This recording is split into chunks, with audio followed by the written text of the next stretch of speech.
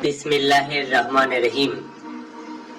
সম্প্রতি ঢাকা রাওয়া ক্লাবে ডক্টর তারিক চৌধুরীর বিশেষ আয়োজনে ইতিহাস ঐতিহ্য ভিত্তিক সুন্দর ও সফল একটি ইফতার মাহফিল ও নৈশভোজ অনুষ্ঠিত হল।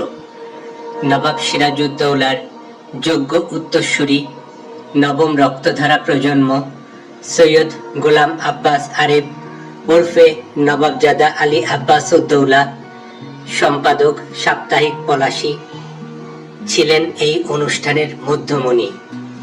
যেসব সামরিক বেসামরিক কর্মকর্তা, অবসরপ্রাপ্ত সাংবাদিক ও নবাব সিরাজউদ্দৌলা প্রেমিক ভক্তরা এসেছিলেন, তাদের সবাইকে বাংলার নবাবজাদার পক্ষ থেকে আন্তরিক কৃতজ্ঞতা ও ধন্যবাদ জানাই।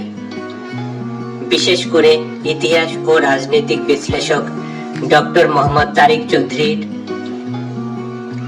আন্তর্জাতিক অঙ্গনে খ্যাতিপ্রাপ্ত সাংবাদিক ফারহানা নীলা, মিডিয়া ব্যক্তিত্ব আল মাসুম সবুজ, সরকারের সাবেক অতিরিক্ত সচিব শওকত আকবর, মেজর ফারুক অবসরপ্রাপ্ত, মেজর হারুন অবসরপ্রাপ্ত, মেজর হাবিব অবসরপ্রাপ্ত সহ সংশ্লিষ্ট সবাইকে প্রাণঢালা শুভেচ্ছা ও ধন্যবাদ জানাই। আমরা আগামী 23শে জুন পলাশী দিবস উদযাপন নিয়ে আলোচনা করেছি। 15 মার্চ 2026 ইংলিশ তারিখে অনুষ্ঠিত ইফতার মাহফিলের মাধ্যমে নবাব সিরাজউদ্দৌলা স্বাধীনতা পরিষদের অগ্রযাত্রা শুরু হলো। খুব শীঘ্রই তা পূর্ণাঙ্গ রূপ লাভ করবে এবং আগামী পলাশী দিবস উদযাপনের মাধ্যমে সারা দেশে আনুষ্ঠানিকভাবে আত্মপ্রকাশ করবে ইনশাআল্লাহ।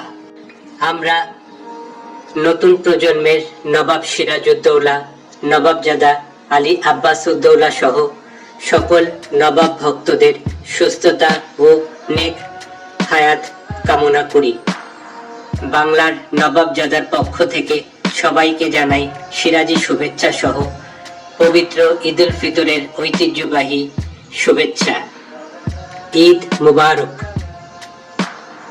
কলমে ফাইজুল ইসলাম, সিনিয়র সাংবাদিক, দৈনিক ইত্তেফাক, ঢাকা, বাংলাদেশ।